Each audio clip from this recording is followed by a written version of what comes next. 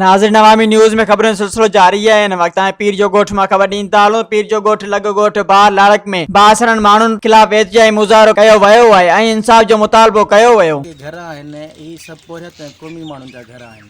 जॾहिं त 11,000 जहिड़ी ख़तरनाक तार जंहिंजी मेन लाइन उहा हुन लाइ केॾा वञे थी पई, पर उनजे हूंदे बासर माण्हू सिर्फ़ु अना जी आड़ में अची करे इन लाइन जो जेको आहे सो मोड़ डाइवर्ट करे इन ग़रीब मिसकिन माण्हुनि जे घर जे मथां छिकरायो आहे। जॾहिं त पहिरियां ई असांजा घर कखावा आहिनि, असां जेको आहे पहिरियां ई जेको आहे सो हिकिड़ी ॾुखाईंदड़ ज़िंदगी गुज़ारियूं था, वरी अहिड़ी ख़तरनाक तार असांजे घरनि जे मथां अचे इहा असां में बि असां ग़रीबनि जा लाश मिली सघनि था इन तार मां, बाक़ी असांखे को सुख नथो मिली सघे। असांजी अपील आहे हिन तक जे MP MLA ऐं सोशल एक्टिविस्ट खां, बल्कि असांजी अपील आहे ऐं जेको आहे सो त इनखे तार खे फ़ौरन हटायो वञे। ग़रीब मिसकिननि माण्हुनि सां जेको ज़ुल्म आहे इहो सभिनि खां हलंदो हले थो, हिन वक़्तु बि क़ाइमु ऐं दाइमु आहे।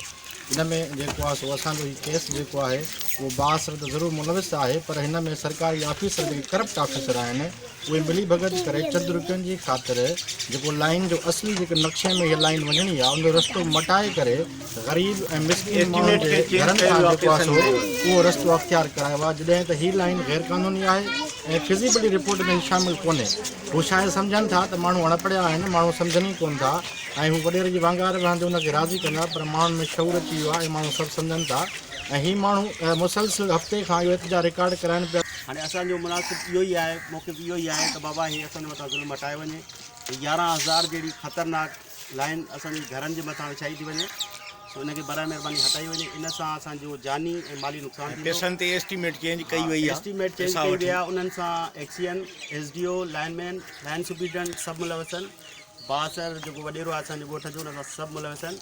सो बराए महिरबानी असां वस वारनि खे इहा ई अपील था कयूं त हीअ ज़ुल्म ऐं ॾाढ ख़तमु कयो वञे, न त ॿी सूरत में असां एहतजाज जो दायरो वधाईंदासीं। मज़ीद खबरों और तफसीलात के लिए विजिट करें हमारी वेबसाइट www.awamiNewsHD.com।